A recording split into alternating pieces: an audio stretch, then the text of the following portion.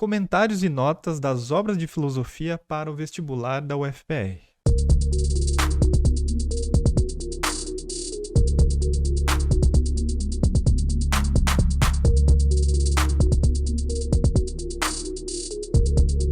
Oi gente, espero que vocês estejam bem. Esse é o primeiro vídeo de uma série de vídeos que eu vou postar aqui, trazendo algumas notas e comentários sobre as obras de filosofia da UFPR. Nesse primeiro vídeo, eu vou falar um pouquinho sobre alguns pré-requisitos dos quais você tem que ter para ir de encontro aos textos, que vai facilitar muito a vida de vocês. A primeira dica que eu posso dar aqui para vocês é o seguinte: tentem imaginar, não só em relação a esses textos, mas quando vocês tiverem que ler qualquer texto, não só de filosofia também, mas tentem imaginar os textos como plantas. E mais especificamente, como plantas frutíferas. Agora imaginem que vocês estão sob uma situação de sobrevivência básica e vocês têm que se alimentar desses frutos que essas plantas oferecem. E você vai ter que muitas vezes se embrenhar numa mata com plantas que você desconhece, a origem, forma, se é venenosa ou não, para coletar esses frutos. O primeiro ponto é você estar com uma disponibilidade para coletar esses frutos. Você precisa ir ao texto, em direção ao texto, com uma certa sede de conhecimento, no caso, para coletar esses frutos. Que no caso aqui, essa coleta, ela é feita com os olhos. Ler seria como coletar com os olhos. Uma vez que você está disposto e aberto para essa tarefa, que é ir em direção a essas plantas, ou seja, aos textos, é importante perceber que existem nessa flora uma série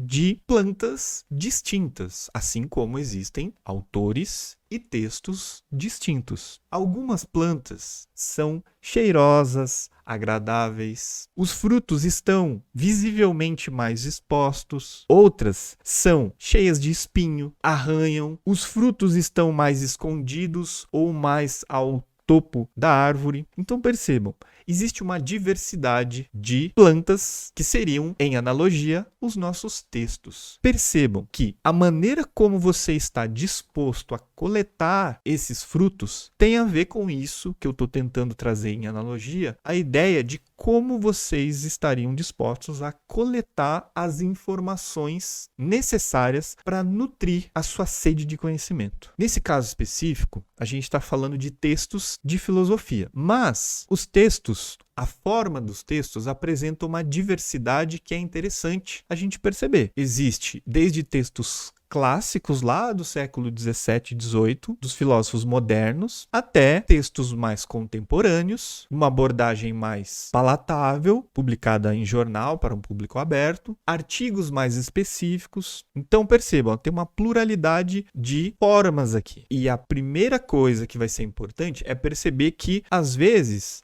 aquilo que eu utilizo, os recursos, as ferramentas que eu utilizo para um texto específico pode não ser ou pode não funcionar para aquilo que eu vou usar como ferramenta para um outro texto específico. Sempre lembrando essa ideia de coleta, legere, né? Colher com os olhos. Ler é colher com os olhos. E essa leitura é uma leitura que é um trabalho que tem que ser ativo. Então, assim, num primeiro momento, e daí fica, em termos de anotação, as coisas importantes, né? Em primeiro ponto, é essa leitura mais informal que a gente pode fazer. Como vocês têm bastante tempo, vocês podem fazer isso num primeiro momento. Fazer uma leitura informal, só para ter um contato com a linguagem do texto e a forma dele, como ele se apresenta. Uma leitura imediata, mais leve. Você ir em direção às plantas para perceber as características iniciais dela, para ver se ela vai oferecer alguma dificuldade, algum espinho que vai te arranhar, se você vai ter que se equipar para não se arranhar, para coletar esses frutos dessa planta específica. Isso é uma primeira dica para que vocês possam ter êxito nessa leitura dos textos de filosofia. Tenta fazer uma leitura prévia, sem muita preocupação, de maneira leve, no seu ritmo. O segundo passo, que é essencial, depois que você já reconheceu que determinado texto tem essas características, numa leitura breve, chega o momento de fazer o segundo passo, que é o passo da leitura ativa. Ou seja, coletar esses frutos é uma atividade. Não pode ser, hipótese alguma, de forma passiva. Eu sento e espero que o livro ou o texto me ofereça aquilo que eu preciso. Não. É preciso que você, como um sujeito, tenha uma atividade em relação ao texto. Os frutos do texto só vão ser coletados na medida em que você interage com o texto. E é aí que vai ser importante entender as ferramentas que você pode utilizar, por exemplo, como a elaboração de mapas conceituais ou mapas mentais, né, como pode aparecer. Eu gosto muito de usar, por exemplo, o CMap Tools, que é uma ferramenta que, se você cadastrar ali, você pode utilizá-la de maneira gratuita. Você pode baixar, só fazer um cadastro ali e baixar.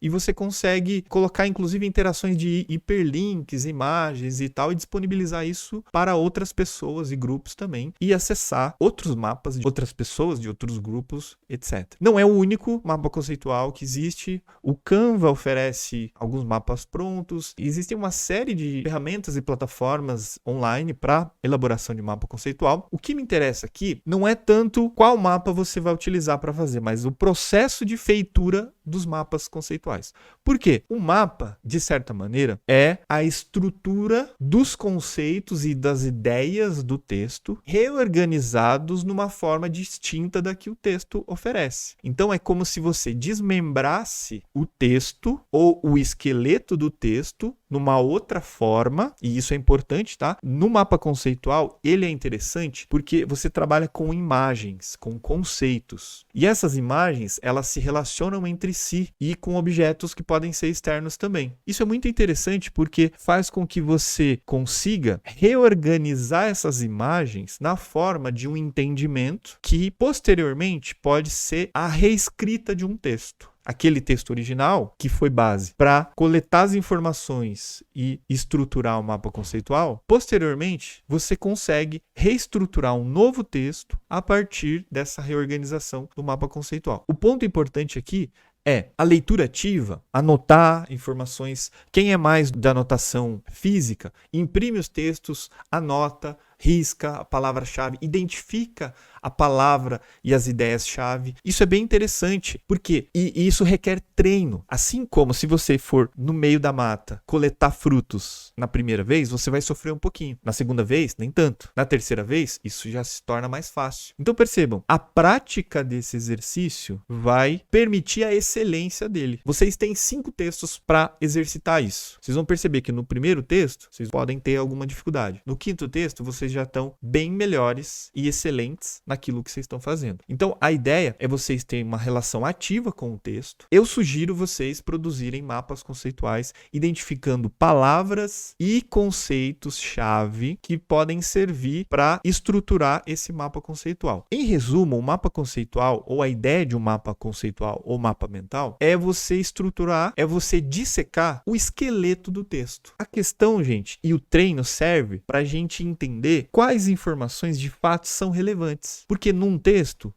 formal, estruturado formalmente, principalmente na pesquisa científica, na estrutura do método científico, o texto ele tem um formato padrão. Muitas vezes, alguns autores burlam ou conduzem a sua escrita de uma maneira a diversificar essa estrutura. Mas, basicamente, existe uma estrutura que é um pouco parecida com a estrutura dissertativa, argumentativa, que vocês acabam tendo que estruturar lá na redação do Enem. Então, um parágrafo, por exemplo, numa escrita acadêmica formal, ela tem uma estrutura. Apresentar o tema, você pode ou não apresentar 1 ou 2 argumentos ali naquele parágrafo, você pode desenvolver o argumento no mesmo parágrafo, você pode começar a desenvolver os argumentos a partir dos parágrafos seguintes. Tem uma relativa oscilação nesse aspecto, mas geralmente num parágrafo ele tem essa estrutura. Então, é muito importante vocês irem atento nesse segundo momento, né? Depois de fazer aquela prévia leitura leve, inicial, descompromissada, você ir em direção ao texto de maneira ativa. Isso significa anotar a palavra que você acha que é essencial, identificar o conceito, identificar as teses que estão ali e ir recortando isso na feitura do mapa conceitual. Vocês podem usar numeração no mapa conceitual, vocês podem usar cores no mapa conceitual. Isso é interessante porque você orienta os argumentos do texto de maneira visual. Então, você tem uma tradução e um transporte de significado para um outro formato, que é visual e tal, que pode ajudar você a intuir e melhorar a compreensão genuína do que é preciso num texto, principalmente das provas específicas. Aqui, daí eu falo diretamente para o pessoal que vai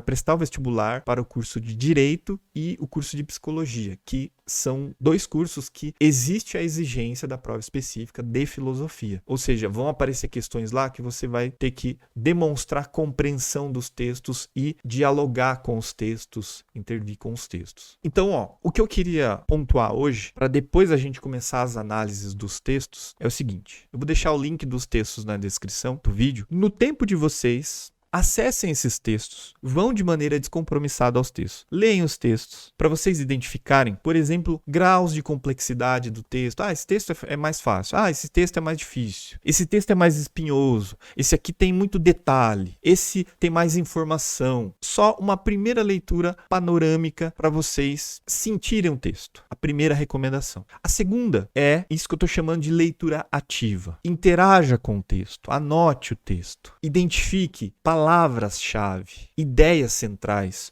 conceitos. Dessa anotação, você tenta traduzir isso na forma visual de um mapa conceitual, seja manualmente, no lápis, na caneta, ou nos aplicativos que fornecem esse modo de produzir mapa conceitual. A questão é, experimentem fazer, gente. Não tem regra aqui, existe um monte de material sobre isso, né? Sobre como fazer mapa conceitual. Eu posso deixar alguns exemplos para vocês verem depois aqui, mas a ideia é que a prática vai fazendo com que você aperfeiçoe essa coleta que vocês fazem dos frutos que o texto pode oferecer para a sua sede de conhecimento. A terceira dica, que é posterior a esse momento, é uma dica contextual. Por que eu deixo essa dica para depois? Porque muitas vezes, uma leitura contextual, ela pode sujar a tua interpretação daquilo que vai ser o contato direto com o texto. Por isso que eu recomendo que vocês vão direto ao texto e depois, num segundo momento, que vai ser um momento em que vocês vão ter dúvidas sobre o texto, na feitura do mapa, inclusive, vocês, nesse terceiro momento, façam essa leitura contextual, que é, por exemplo, ver comentários, ver intérpretes que eles estão falando sobre o texto, ver vídeo produzido sobre o texto, ver informações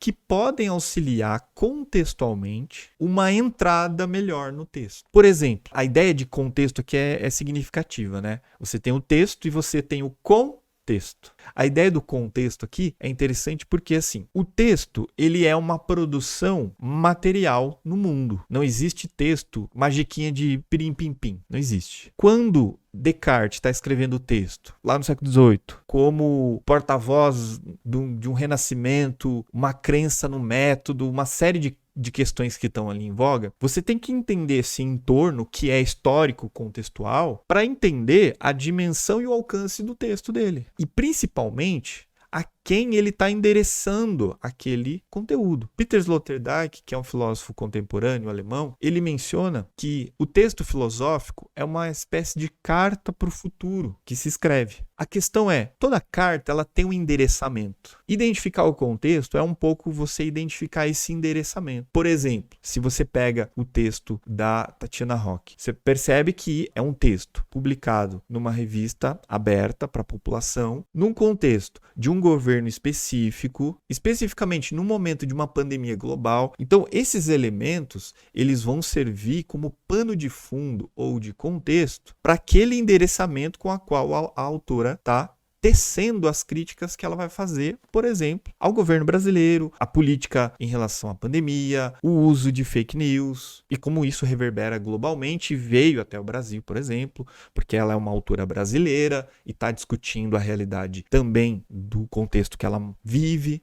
Então percebam, o contexto aqui é importante, só que você não pode perder de vista o texto. Isso é importante, porque as questões, principalmente da específica, elas pedem uma relação com o texto. Geralmente você tem que fazer alguma interlocução com o texto. Você tem que analisar uma passagem, explicar ela. E isso é importante, porque não adianta você ter contextos, informações extras de contexto. Ora, você não vai conseguir debater com o texto especificamente. Então, assim, essas 3 dicas que eu queria apresentar para vocês hoje, a partir dos próximos vídeos, eu vou já entrar em alguns comentários sobre cada texto específico dos 5 textos solicitados. Mas, assim, link na descrição. Acessem o texto, já façam essa primeira etapa. Primeira etapa, uma leitura quase desinteressada, uma leitura só para mapear o que está acontecendo, estilo, características, etc. Depois disso, no tempo de vocês já podem passar para a segunda etapa, que é a leitura ativa, para vocês coletarem os frutos dessas árvores frutíferas, que são os textos dos filósofos, e construir mapas conceituais, mapas mentais. Como sugestão, tá, gente? Isso é uma ideia de você retraduzir o texto na forma imagética visual, de organograma, para que isso permita uma inteligibilidade melhor, que você vê o corpo, o esqueleto do texto, as ideias principais do texto, na forma dos argumentos, por exemplo. E isso seja um trabalho que você faz, não é dado por alguém. É um trabalho ativo que você faz com o texto. Depois desse momento, a partir de dúvidas que podem surgir, você mapear um pouquinho o contexto histórico do autor, o que estava se tratando, do que se refere especificamente, qual que é o interlocutor que o autor, a autora está debatendo, quais são os compromissos envolvidos ali no texto, para entender esse contexto mais amplo e sanar essas dúvidas que podem vir a aparecer nessa leitura ativa de vocês. Eu espero ter ajudado vocês. Se você gostou do vídeo, se inscreve, curte, compartilha, divulga para mais gente, para que eu possa continuar esse projeto aqui e disponibilizar esse material para mais pessoas. Até o próximo vídeo. Tchau, tchau.